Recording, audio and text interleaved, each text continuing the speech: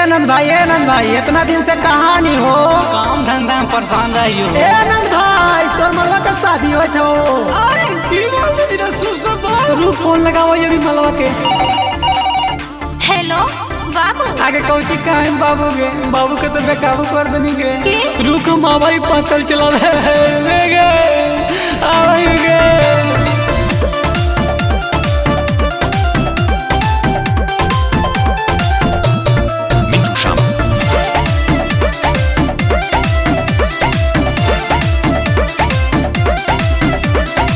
हमर नंबर जैसे होता हो बियाहवा, बाबू माई के खोजल हो दुल्हवा। हे रे बाबू, हमर नंबर जैसे होता हो बियाहवा, बाबू माई के खोजल हो दुल्हवा।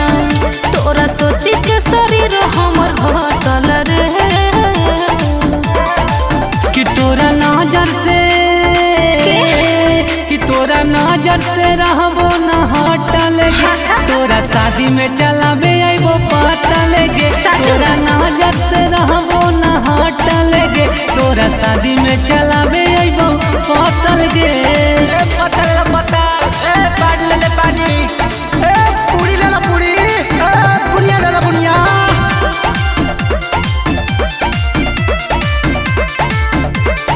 हे रे सुन, हमर न टेंशन तू लेबे रे पगला। तोरे हियो तोरे रहबू रे, हरदम खुशी देखल हम चाहो हियो। दुख न तोर हम सहबू रे, बुझले? चुपे चोरी लेना कड़वा छपाई, काहे न हमरा बताई ना गे। दूसर के मुँह से सुन लियो जब शादी, रोवे तो दुनो हमर नैना गे।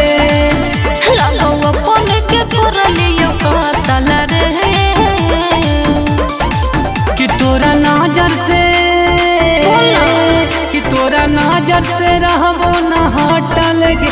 तोरा शादी में चलाबे आइबो पतल गे। तोरा नजर से रहबो न हटल गे। तोरा शादी में चलाबे आइबो पतल गे।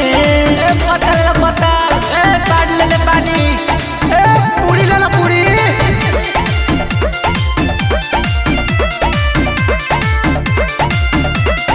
बाबू जाके ससुरवा से करबू हम फोनमा, हाल समाचार लेते रहबू रे। तोरा से दूर होके कैसे रे जानू, तोही बताऊ कैसे रहबू रे। कैसे अचानक तोरे शादिया लगेलो, काहे न हमरा बताई ना गे।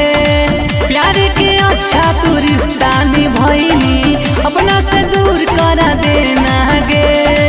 कि आनंद सोची के करे जा हमर फोटो रे कि तोरा नजर से रहबो न हटल गे। तोरा शादी में चलाबे आइबो पतल